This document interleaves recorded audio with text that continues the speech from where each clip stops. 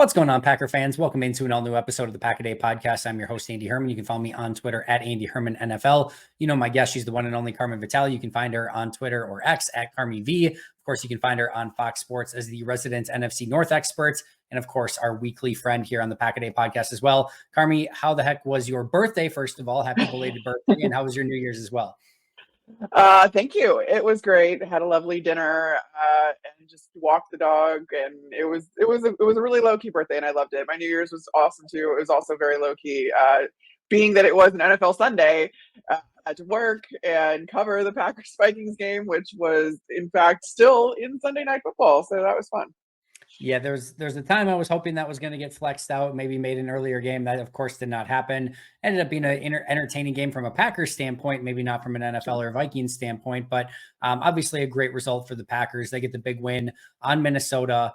Disappointing performance from Minnesota in a must-win game. I think that probably goes without saying. Jaren Hall was not the answer in the first half. They have to make the switch in the second half to Nick Mullins. What were some of your key takeaways from Packers-Vikings this past week?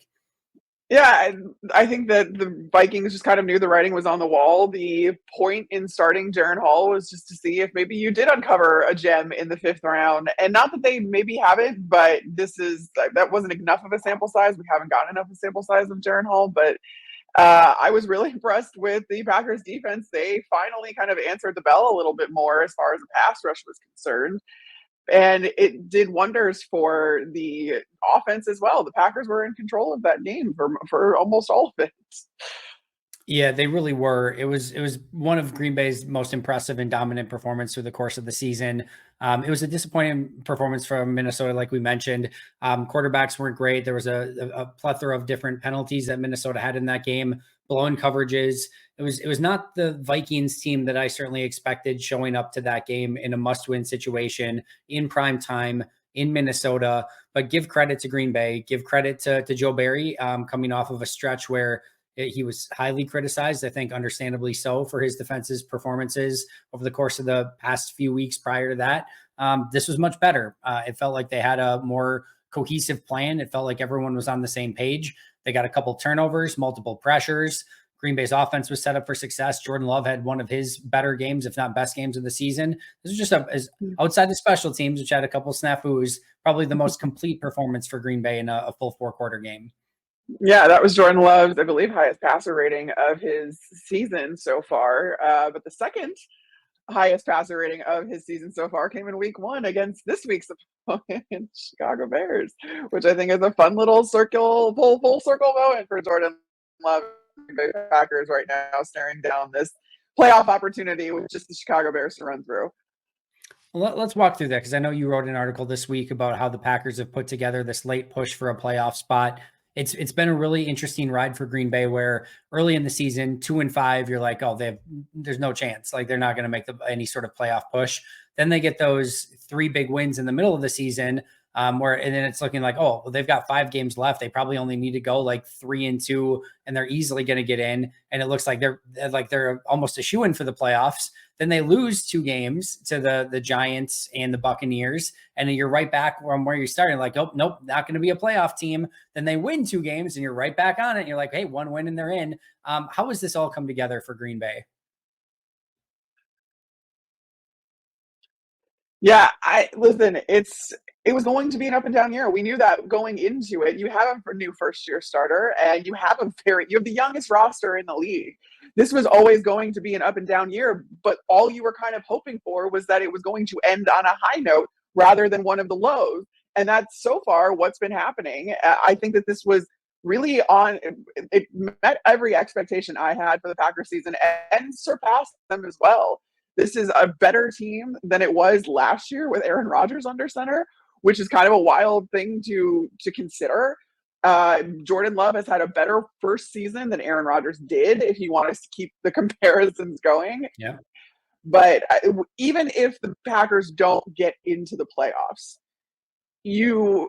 and provided they actually do make a change at defensive coordinator and kind of try to fix the defensive issues that they've had for the past few years, depending on who you ask, I have to think that there's nothing but optimism going forward for this Green Bay team and how they are going to be immediate contenders for the division title as soon as the next season in 2024, regardless of what happens on Sunday. And I think a large part of that is due to the progress and progression of Jordan Love through the course of the season. First of all, kudos to you, who at the beginning of the season went out on a limb and said, "Hey, I think he can be like not just any guy. I think he can be the next like the guy in Green Bay." They found another one. I know that there was a semi-controversial take at the time, but it is seemingly becoming more and more to fruition as every single week goes on. He continues to look the part. And you mentioned just a second ago how Jordan is outplaying Aaron from a season ago. It was one of those things that I'd been thinking about for a while. And like a month ago, finally, I pulled the trigger and I tweeted it out. And I'm like, we're all on the same page that Jordan's outplaying Aaron from last year. And I just sort of braced for impact because you know how those things can like immediately like fire everyone up and be like, well, all this. And it was like, there wasn't really any pushback. I mean, there's always going to be a couple, but everyone seemed to be on the same page. And that was like a month ago. And now it's even exponentially more the case. This has been a really impressive year for Jordan Love. It really has. And you can absolutely see the fact that he was able to sit back, observe. Whatever you think about the guy, I certainly have my thoughts about the guy. Aaron Rodgers is one of the best quarterbacks to ever play the game. And Jordan Love got to sit back and watch that day in and day out. He got to learn the offense in a very low pressure situation, almost no pressure situation. And you're seeing that in the way that he's making his decisions, in the way that he can make his reads, the command that he has of the offense. That was always going to take a while because it's a team sport. It doesn't matter necessarily it doesn't solely matter how far along Jordan Love is. It also depends on his first and second year receivers, getting the offensive line combination right. This all needed to come together, and that was just going to take time. I think you and I talked about it so many times. I said it till I was blue in the face this season. It's not the sexy take. It's just going to take a little bit of time. And to be quite honest, now the hindsight 2020, you look back on this, getting the Packers to this point where they are fourth in offensive passing DVOA at this point in the season, within one singular season, is incredible. It is a true accomplishment, and it speaks to the coaching staff, the personnel staff, the people in that building, and the team itself. So I never imagined that I was going to be saying this many good things about the Green Bay Packers like rounding out the season that I knew was going to be an up and down season. I think we all did, but it's so incredibly impressive. And what Jordan Love has been able to do and the quarterback that he is turning into cannot be overstated, the impressiveness of all of that. You bring up the ability to learn behind Aaron Rodgers. I think that one of the first things that goes under the radar is how young Jordan Love still is. He was younger than some of the quarterbacks that just came out in this past year's draft. I think the other things that we just kind of have to analyze, there are very few first-time starting quarterbacks, if any. I mean, Stroud's probably the only one even in the conversation that are doing some of the things that Jordan has been able to do this season. And what I mean by that is some of the stuff, anticipating what defenses are going to do, reading defenses, making checks at the line of scrimmage, having answers to all the things that Minnesota asked of him this week. And really, it's been multiple games now through the course of the season, playing at the high level he has. I mean, what do we have? Desmond Ridder, Bryce Young, Tyson Bagent, Sam Howell, Tommy DeVito, Will Levis, Aiden O'Connell, sort of Kenny Pickett, although there's obviously he's played a little bit last year. And then you have Stroud. Like there's been so many first time starting quarterbacks this season. It shouldn't be surprising that the player that got to sit for a few years and had the ability to learn an offense and sit behind a Hall of Famer is the one that looks in a lot of ways light years ahead of some of those other ones who a lot of those guys still look like a deer in headlights when they're faced with a lot of the same predicaments that Jordan Love has been put in, but he's been able to find answers to the questions that have been posed of him. I think this game against Minnesota too was especially encouraging given the fact that Jordan Love did look like a deer in the headlights in week 8 in their first go around against this Brian Flores defense that was firing on that had started to come into its own a little bit more. Now you come back, you circle back, you see what Jordan Love has learned, you see how much he's improved and what he's been able to see and the experience he's been able to gain, which he never looked flustered against that defense on this last weekend. It was really just incredible to see the fact that he really does improve every single week. He doesn't make the same mistakes twice. And he learns from absolutely every outing and treats each outing as something really important to move him along in his development. And that was the most encouraging thing for me to see was, yes, him getting to the line, making checks, audibling based on what Brian Flores' defense is doing pre-snap, but then also post-snap. He's checking into different things post-snap because Brian Flores' defense is not behaving the same way that they are showing before the snap. It's a calling card of his defense. It's what makes a lot of it so hard to go against. And to see Jordan Love be able to make those post-snap reads and make those good decisions against a defense that is so complex and confusing, even if it wasn't their best outing, that was really encouraging for me to see Jordan Love make those decisions and learn from the first go around. I could not agree more. That's what I've been most impressed by from Jordan this entire season is his ability to learn from his mistakes and continue to get better week after week. The learning in real time has been so impressive. And you just see him. You see it like something that challenged him earlier in the season is not giving him any troubles, later in the year. Those are sort of things that just don't always happen. And his ability to kind of learn from those mistakes and grow from it have just been next level. And that gives me a ton of hope and optimism for what he can continue to be moving forward and trying to reach that ultimate ceiling that we think he can become. Let's take a spin around the rest of the NFC North because it was a fairly eventful week, starting with Cowboys, Lions, and a very eventful, controversial end to that game. Your thoughts on that and how the Lions lost a tough game to the Dallas Cowboys? Listen, every football guy answer is going to tell you that it should have never come down to that, right? Like the Lions did not play their best game. They had left a ton of plays out there. But at the same time, we laud teams for being able to pull things out of the hat. I almost said something else there. Pull things out of the hat when things weren't going their way initially. And there's something to be said about teams that can still pull it together. And the Lions should have been able to pull that together. It's absolutely maddening that there was no responsibility taken by NFL officiating or by the league itself. Even if there were some signs that Dan Skipper reported and all that other stuff, what we're hearing is Taylor Decker, Dan Skipper, Jared Goff, Dan Campbell all saying the same thing. The ref saying something else, and yet we're going to go with that. It's completely maddening, especially when you consider that Dan Campbell told the refs what this play was going to be and how it works prior to the game. This is something that all NFL coaches do. They meet with the officials about 90 minutes before every game, and they have a laundry list of things to talk about, including trick plays, including the scouting things that they've seen for their opponent that week. If somebody lines up off the line routinely wrong, or one guy is a holding machine. I've known staffs to give these refs cut-ups of what they've scouted from other teams, or cut-ups of their trick plays so they can see exactly how it worked. Dan Campbell himself told everyone that he wrote out on a piece of paper how this play worked, who was going to be reporting, what was going on. There is no excuse to not see that, and to then even if right in the moment you thought Dan Skipper reported, you can still change your mind as the play unfolds. You don't have to throw that flag because that flag was thrown after the play. And it's maddening. I feel so badly for the Lions. I feel so badly for their fans. This could end up being very costly as far as seating goes.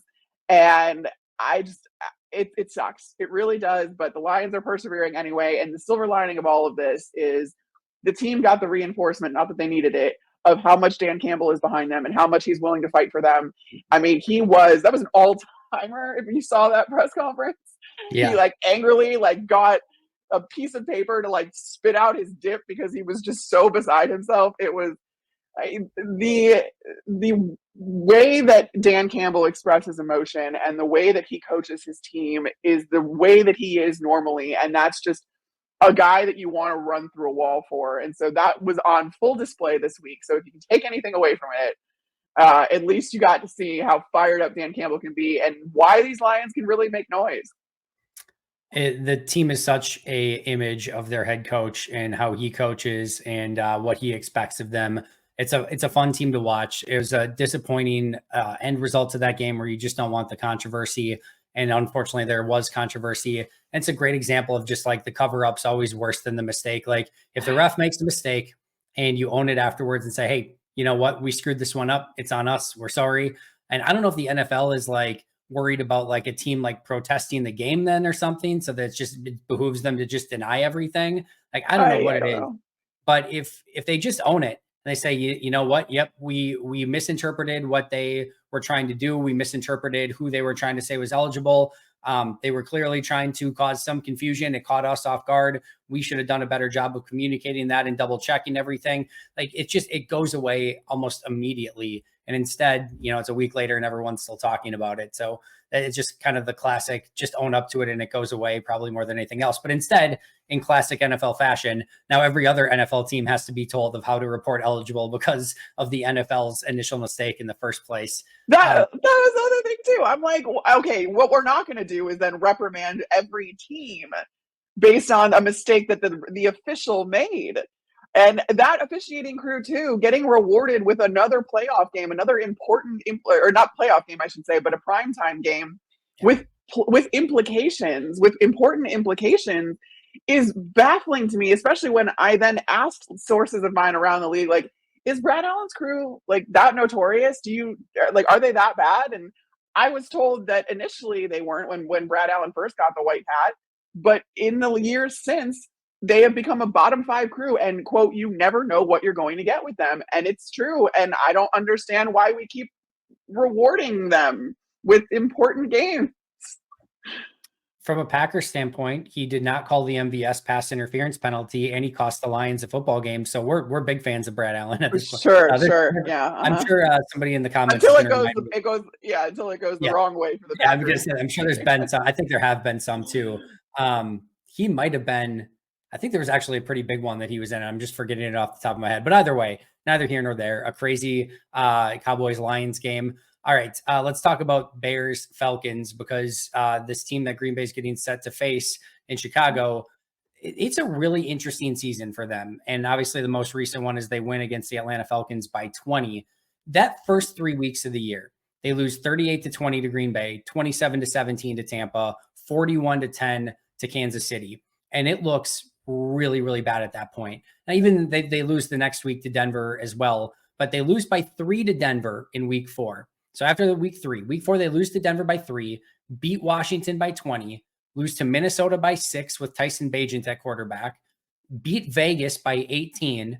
Then they lose this. Their one really bad one is they lose to the Chargers by 17 with still Tyson Bagent at quarterback. They lose to the Saints by 7, beat the Panthers by 3, lose to the Lions by 5, beat the Vikings by 2, beat Detroit by 15, lose to the Browns by 3, beat the Cardinals by 11, the Falcons by 20. Since week 4, every single game, save for the Chargers game with Tyson Bagent at quarterback, has either been a win or a one-score game. Since that Kansas City game, or even if you want to go back to week 4 when they started 0-4, they are now 7-5 in their last 12 games. They are 5-2 in their last 7 games with Justin Fields as quarterback. The Montez Sweat trade has worked, but more specifically, before we jump into Packers Bears a little bit later, they get a big win against Atlanta. For the moment, kept their slight playoff hopes alive. They did not get a Vikings Packers tie like they needed, but this has been a totally different Bears team. It has, and again, this was one of those things where you just kind of needed to see incremental improvement. That was going to be the name of the game this year, because they are in the middle of a rebuild. This is the second year of a total teardown, rebuild, everything. And I know that we want an immediate return on our investment, and we want these teams to be able to turn over very quickly. That's not how it works most of the time.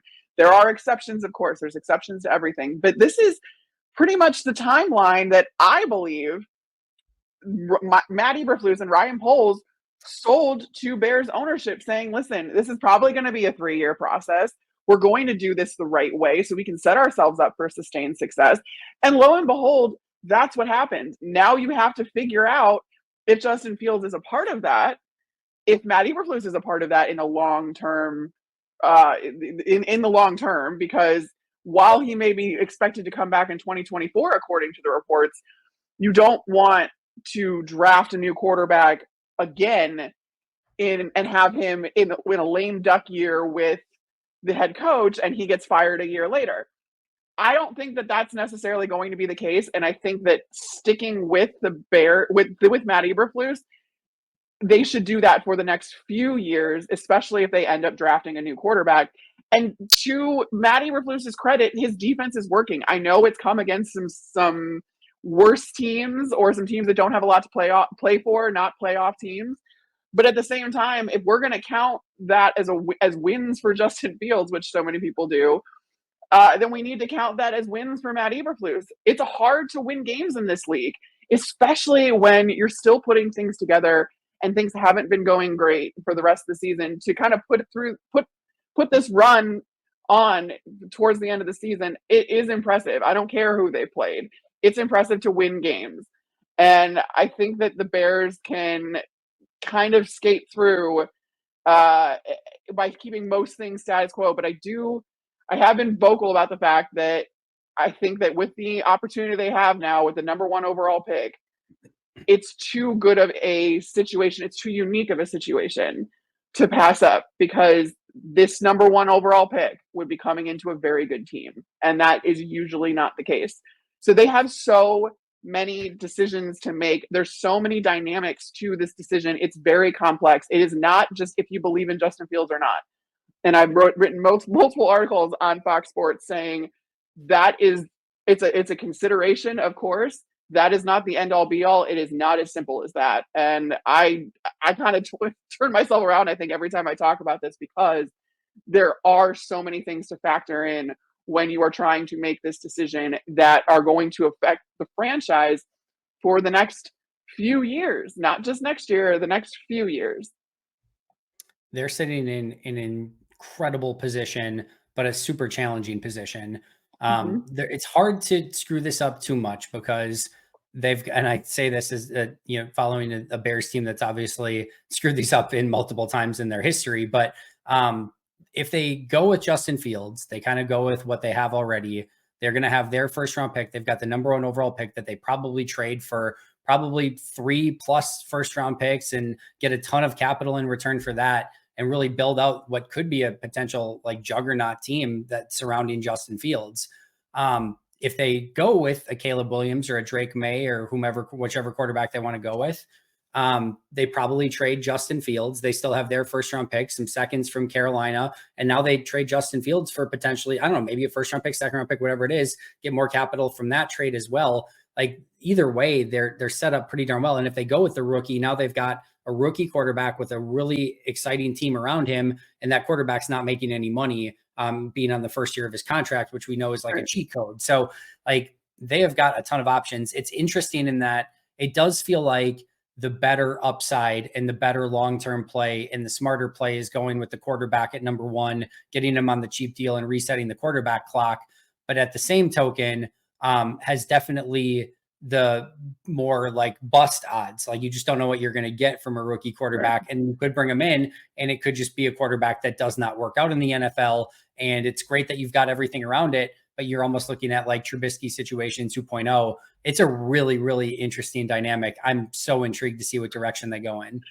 You're going to see basically Ryan Poles' philosophy on team building is going to be on full display, because you're going to see whether he goes high risk, high reward, but also if you are saving money at the quarterback position, that means that you can take known commodities in free agency to help build your team and infuse your team with more experience, because the Bears are a very young team as well. Or do you go with Justin Fields because you're not sold on Matt Eberflus and you don't want a new quarterback coming in during a lame duck year for the head coach? And do you not pick up his 5th year option, so you prolong this evaluation for another year, but then you get the draft capital from trading out of the number 1 overall pick, and now you're rolling the dice with all of those draft picks. So you're rolling the dice either way. There is a ton of risk involved either way. And then I didn't even mention, if you do pick up Justin Fields' 5th year option, then committing to paying him $25 million in 2025, no matter what.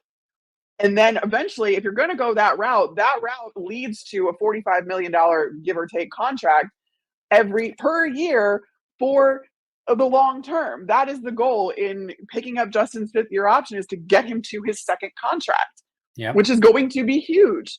And that has implications 2, 3, 4 years down the line, just as resetting the quarterback clock allows you to stave off that kind of contract for 2, 3, 4, 5 years. And that's where you're going to see Ryan Poles and what he believes in, whether he wants to take known commodities and proven talent, or if he's comfortable rolling the dice on his evaluation in the draft. That's what we're going to see here. But it's fascinating. And like you said or alluded to, I don't necessarily know that there's a really wrong answer. And I want to encourage Bears Twitter and Bears fans who have been at war with each other over this to just take a step back and realize that everybody wants the Bears to be good. It's a matter of how they get there, but the ultimate goal is the same across Bears Twitter. It's the same for Bears fans. It's the same in the NFC North. Everyone wants the teams to be good. I feel like the Packers want the Bears to be good because then this rivalry becomes a rivalry again. And it's not so one-sided and it's not such a given. I mean, I'm sure some Packers fans would push back on that. But at the same time, I think for a football fan, the Bears and Packers both being good is just so much better. And I want that for Chicago. I want that for these franchises, for a storied franchise. And I want that for this Green Bay Packers and Chicago Bears rivalry, which we get another installment of this week. We will. It should be an awesome game this week, and that's a perfect transition. Your thoughts on Packers Bears this week? How is this game going to go, and what are the kind of the keys to the game?